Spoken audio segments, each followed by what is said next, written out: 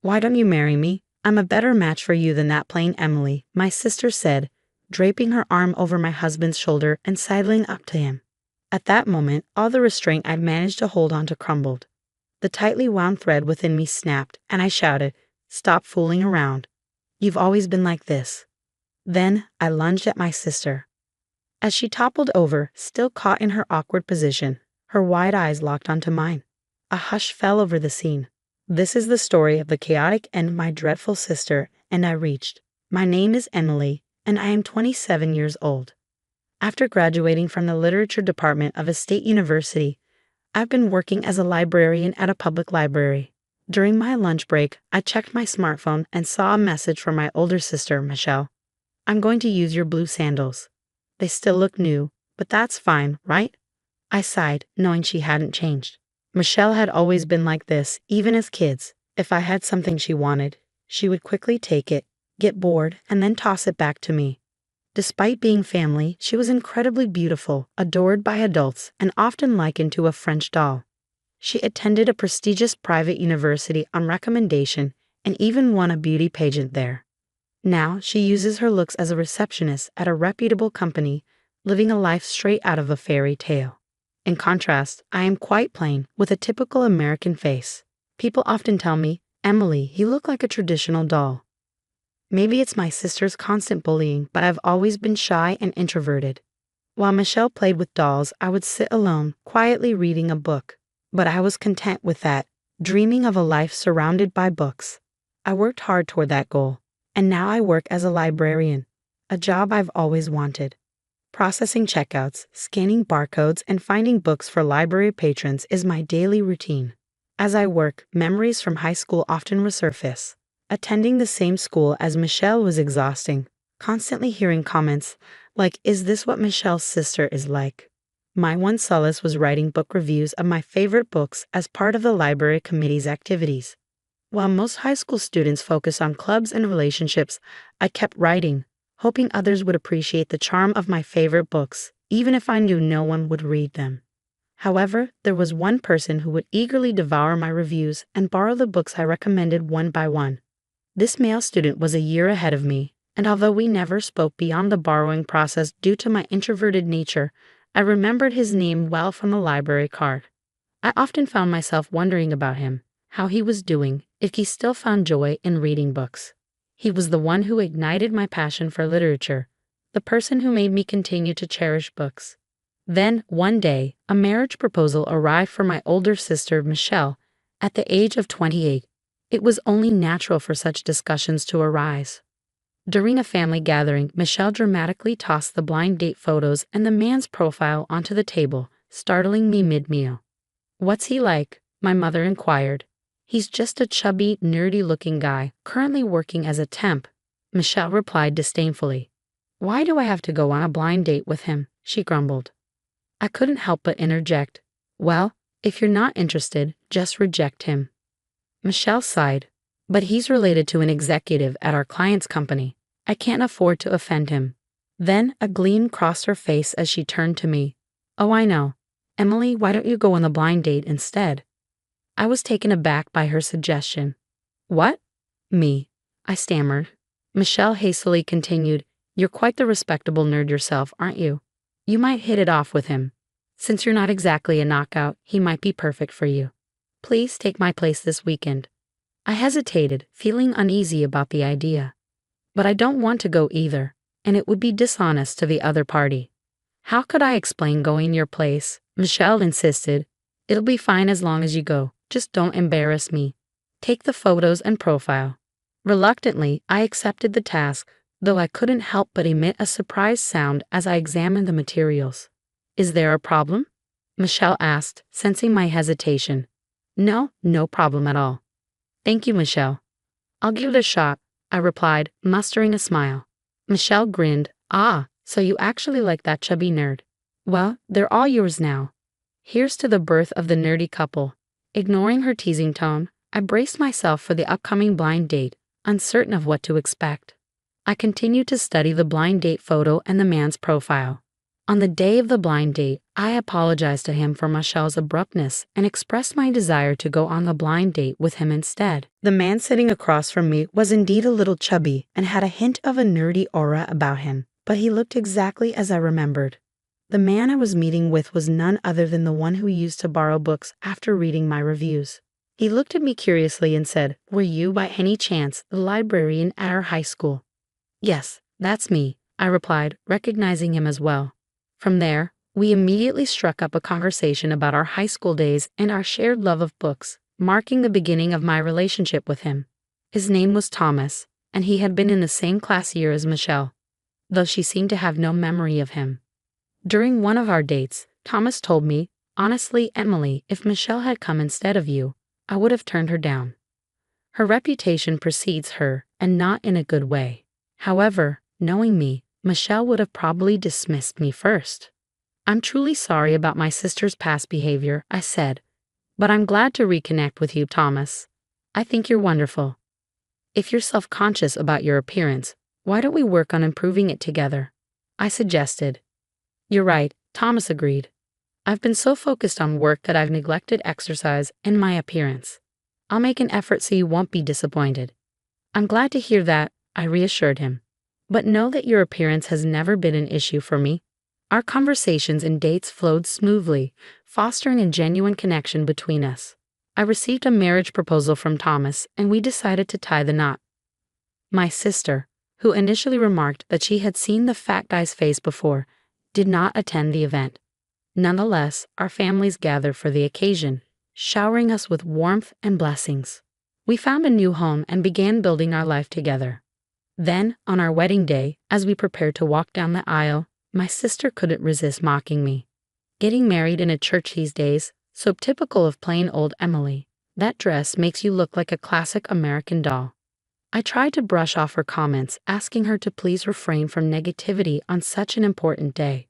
Thomas and his family soon arrived, and I greeted them warmly despite my sister's insults clouding my mood. When Thomas, dressed in a traditional suit, made his entrance, my sister let out a surprised "What?" It was no wonder she was taken aback. Thomas had worked diligently alongside me to transform his appearance, and he now looked strikingly handsome. Before the ceremony began, my sister leaned in and whispered, "He looks nothing like the photo from before." I explained, "Thomas has put in a lot of effort. He always had a handsome face, but he looked lackluster in the previous photo due to being overweight and having an unflattering haircut." "I thought he'd had plastic surgery," my sister said with sarcasm. "It's quite something that a porcelain doll like you could marry a man who now looks like a movie star." Despite my sister's snide remarks, we made it through the wedding ceremony and celebrated with a small reception at the church, surrounded by our closest loved ones. As we prepared to leave with hearts full of happiness, my sister approached us, drunk, and said, "Hello, Thomas. Thank you for marrying my ugly little sister." Thomas responded calmly, "Well, Emily is far from ugly. Thank you for being here today. It's time you head home now." My sister ignored me and continued, "So, Thomas, you've changed your appearance. But what about your job? You're a temp, right?" "Yes, I'm currently working as a temp," he confirmed. I couldn't stand having a husband who's a temp. "I'm dating a startup CEO, and we might get married soon," my sister said smugly. "Congratulations," I said, but Thomas gently restrained me from saying more. "Thank you for coming today. Please take care on your way home," he added. My sister left after her final comment, and I turned to Thomas, apologizing for her behavior. He reassured me, "It's okay. People like her rarely change. But Emily, you've had a tough time with her. Let's focus on our happiness from now on." "Thank you, Thomas," I said, grateful for his support. And so began my married life with Thomas. In truth, he was working as a temp while pursuing his dream of becoming a novelist. His love for reading had grown after discovering my book reviews, which inspired his passion. In high school, I wrote book reviews that inspired Thomas to start writing himself. So far, he's had a few pieces published in literary magazines, which is an impressive achievement. Although he earns money from his manuscripts, he still faces financial uncertainty, so he balances his job as a temp with his writing. "Thomas, I have a job too, and we have some savings. Why don't you focus solely on your writing?" I suggested. "Emily, you're always so supportive." "Thank you. I'll give it my best shot," Thomas replied gratefully. So Thomas left his job and devoted himself entirely to writing. Though life was challenging, witnessing his passion for his work fueled our determination. Then one day, we received a call from my sister Michelle. She announced her engagement to the startup CEO she had previously mentioned. Next week, he's coming over to meet the family before we get married. You should come too. It would be odd if your jobless husband weren't there, so make sure you dress appropriately, she said, her tone condescending. Despite my irritation at Michelle's attitude, I knew we needed to attend her engagement and wedding. With that in mind, Thomas and I decided to join the family gathering. I'm sorry you'll miss your important event that day, Thomas, I said. Don't worry, Emily. She's your sister, after all, Thomas reassured me. Upon arrival at the venue, Michelle greeted us with a smug expression. Welcome to the antisocial couple. Please be nice to my darling, she quipped. We ignored her jabs and went inside to exchange greetings with Michelle's fiancé. He was flashy and strikingly handsome, a stark contrast to Thomas, but he carried himself confidently in his profession. I'm Emily, Michelle's sister. It's nice to meet you, I said. And I'm Thomas, Emily's husband. A pleasure to meet you, Thomas added. As we exchanged greetings, Michelle's fiancé, Larry, bowed his head politely and responded, Nice to meet you too. I tried my best to ignore my sister's triumphant smile as she stood beside him. At that moment, Thomas's phone rang. I'm sorry, this is important. I need to step outside for a moment, he said. Thomas left the room, and though I was having dinner with our parents, Michelle, and her fiancé, my mind was preoccupied. When Thomas returned, he whispered something in my ear, and I gasped in disbelief. Really?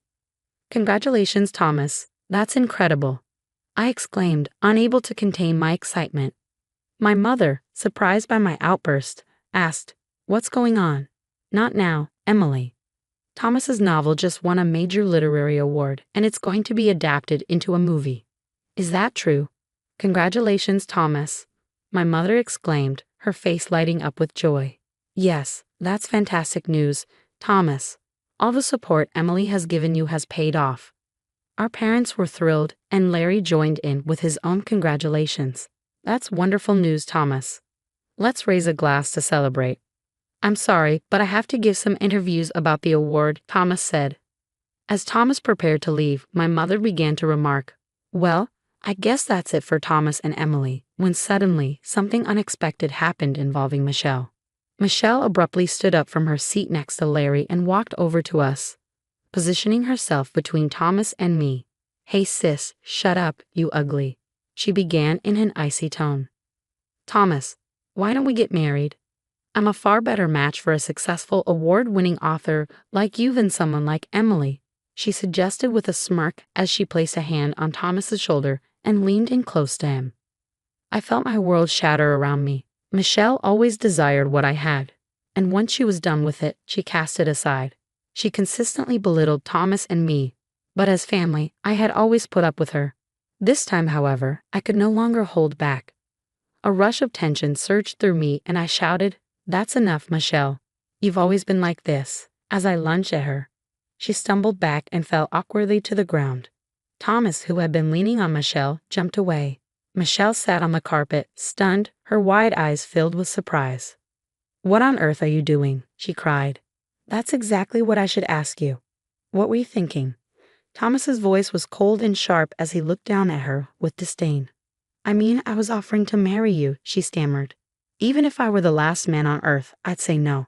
Emily is the only one for me, for life.